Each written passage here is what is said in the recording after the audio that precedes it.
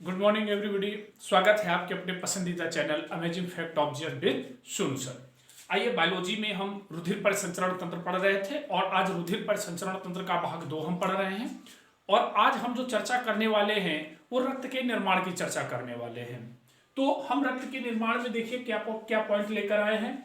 तो रक्त का निर्माण, रक्त के निर्माण में सहायक एक तो प्लाज्मा होता है और दूसरी कणिकाएं होती हैं। अगर हम प्लाज्मा की बात करें तो लगभग 55 से 60% हमारा प्लाज्मा रक्त में विद्यमान होता है। ठीक, अब हम इसके रंग की अगर हम बात करें, कई बार क्वेश्चन आ जाता है कि प्लाज्मा किस रंग का होता है, तो याद रखिए यह हल्के पीले रंग का होता है। प्लाज्मा में जब आपसे जल का प्रतिशत पूछा जाएगा तो 90 से 92% प्लाज्मा में जल होता है। कई बार आपसे प्लाज्मा का पीएच मान पूछ लिया जाता है, तो देखिए पीएच मान 7.3 से 7.4 होता है। इसका तात्पर्य यह हुआ कि ये क्षारीय होता है। चल, फाइब्रिनोजन की बात करते हैं। प्लाज्मा में व्याप्त फाइब्रिनोजन नामक प्रोटीन रक्त का स्कंदन करती है, यानी रक्त का थक्का बनने में सहायता प्रदान करती है। देखिए नेक्स्ट प्रोटीन की बहुत इंपॉर्टेंट प्रोटीन है ये ग्लोब्यूलिन।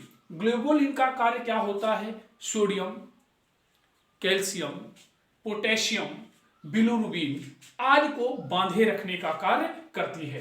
अब नीचे अगर हम देखें तो मैंने कहा जैसा कि बहुत ही इंपॉर्टेंट पॉइंट बन सकता है। एक एग्जांपल आपको मैं दे देता हूं, क्वेश्चन बना देता हूं।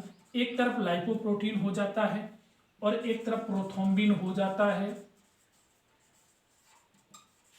हो गया। और दूसरी तरफ आपका एल्ब्यूमिन हो जाता है और एक तरफ ग्लोबुलिन हो जाता है। क्वेश्चन बन के आ जाता है कि प्लाज्मा की निम्नलिखित में से कौन सी प्रोटीन को भ्रूणी प्रोटीन कहा जाता है? तो जी हां, जो आपका ग्लोबुलिन है इसे हम भ्रूणी प्रोटीन के भी नाम से जानते हैं। बहुत अच्छा पॉइंट। अब देखते हैं एल्ब्यूमिन। एल्ब्यूमिन प्रोटीन प्लाज्मा में पाई जाती है। अब इसका कार्य क्या है? इसका भी कार्य होता है ब्लड में थक्का जमाना, यानी ब्लड की क्लॉटिंग के लिए इंपॉर्टेंट है।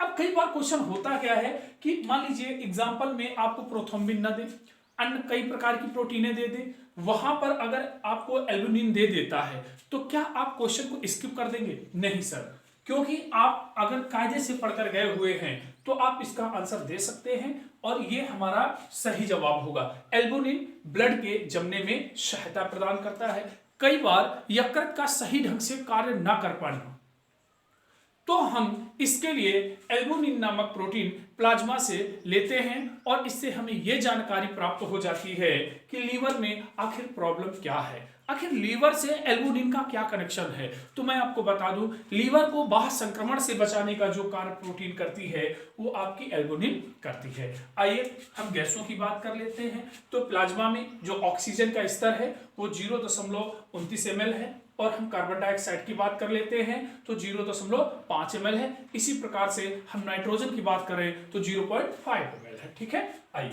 अब हम कणिकाओं के स्वरूप में पहली कणिका का अध्ययन कर रहे हैं जिसे हम आरबीसी बोलते हैं, रेड ब्लड कार्पोसेल्स। ये लाल रुधिर कणिकाएं होती हैं, इनको एरिथ्रोसाइट भी कहा जाता है। मोस्ट इंपॉर्टेंट पॉइंट रहता है कि इनमें केंद्रक नहीं होते, लेकिन क्वेश्चन आपने देखा है कि निम्नलिखित में से कौन से पशु के आरबीसी में केंद्रक पाए जाते हैं। तो देखिए एक आपका होता है ऊंट और दूसरा आपका होता है लीमा, इनमें केंद्रक पाए जाते हैं। अब जब हम इसके निर्माण की बात करते हैं तो इनका निर्माण अस्थि मज्जा में होता है। दूसरा पॉइंट, अगर हम इनके जीवन काल की बात करते हैं तो इनका जीवन काल 120 दिन होता है। आमतौर पर कई बार क्वेश्चन आया है मनुष्य के रक्त का रंग लाल क्यों है, तो आप जवाब दे देते हैं हीमोग्लोबिन के कारण। जो हीम नामक रंजक है वो आरबीसी से रिलेटेड है और ये आरबीसी ऑक्सीजन का परिवहन भी करती है ग्लोबिन प्रोटीन के साथ में मिलकर। देखिए अब आरबीसी का कब्रिस्तान किसे कहा जाता है? तो आरबीसी का जो कब्रिस्तान है उसे हम प्लीहा कहते हैं और प्लीहा अंग्रेजी में स्प्लीन इसको बोला जाता है, तिल्ली के नाम से भी कभी कभी इसको हम जान लेते हैं। तो प्लीहा आरबीसी का कब्रिस्तान कहलाती है। ठीक है, अब देखिए आरबीसी के निर्माण में कौन कौन सी विटामिन महत्वपूर्ण होती हैं। तो विटामिन ई, B2, B3 और B12 आरबीसी के निर्माण में महत्वपूर्ण होती हैं। अब देखिए आरबीसी का जो हम गणना या संख्या की बात करें तो 45 से 50 लाख प्रति घन मिलीमीटर होती हैं। अब अगर हम इनकी बात करें कि हमने इनकी गणना कौन से यंत्र से की, तो एक हीमोसाइटोमीटर होता है जिससे हम आरबीसी की गणना करते हैं। चलिए हम दूसरी बात कर लेते हैं, प्लेटलेट्स की बात कर लेते हैं। तो देखिए प्लेटलेट्स को हम थ्रोम्बोसाइट भी बोलते हैं और इनका जो जीवन काल होता है, चूंकि इनकी जो रचना है वो हम कह सकते हैं कि तस्त्री की तरीके है। इनका जीवन काल 7 से 10 दिन होता है और ये प्रोटीन के साथ क्रिया कर रक्त का थक्का बनाने में कार्य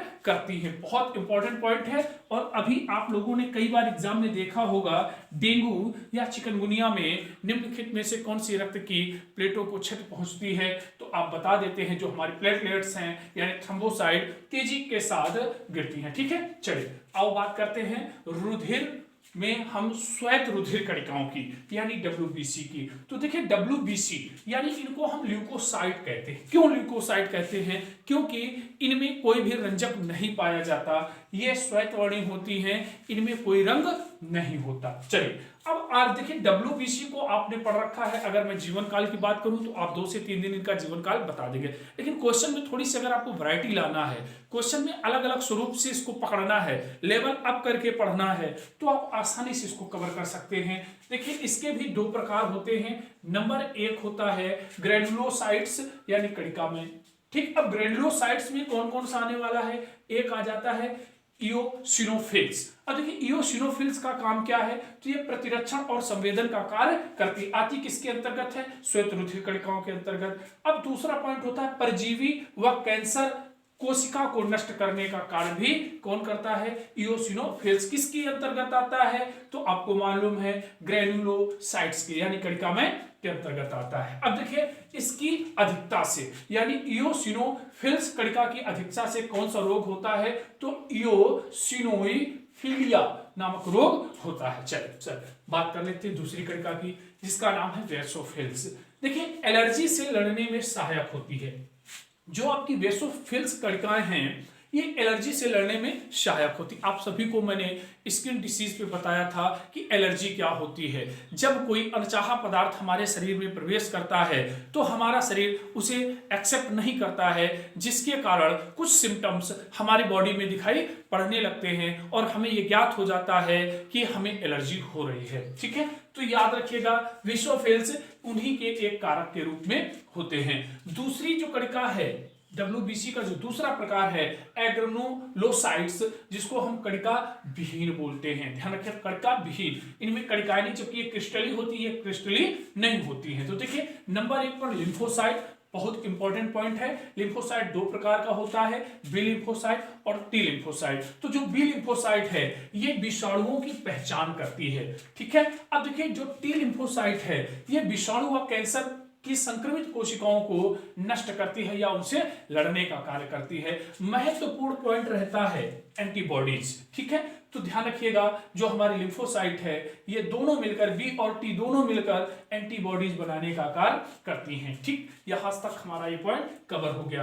अब लास्ट का एक पॉइंट बचता है मोनोसाइट्स। तो आपको मालूम हो डब्ल्यूबीसी की सबसे बड़ी कणिका कौन सी है? मोनोसाइट्स। कई बार क्वेश्चन देखने को मिला है। तो देखिए शरीर में जीवाणु और रोगाणु के प्रवेश पर हमला करना और उनको नष्ट कर देना मोनोसाइट्स का काम होता है। अच्छा दूसरी चीज, ये संपूर्ण शरीर में कैसी होती हैं? भ्रमणशील होती हैं। तो आज हमने रक्त से संबंधित जो भी कणिका या प्लाज्मा का कार्य था छोटे से वीडियो में बड़ी तेजी के साथ आज हमने इसका अध्ययन कर लिया है। जाते जाते मैं आपको एक क्वेश्चन जरूर देके जाऊंगा। आपने कोविड-19 महामारी के समय पर प्लाज्मा थेरेपी की बात सुनी होगी। अगर आप प्लाज्मा थेरेपी के विषय में जानते हैं तो कमेंट जरूर कर दीजिएगा। Thank you.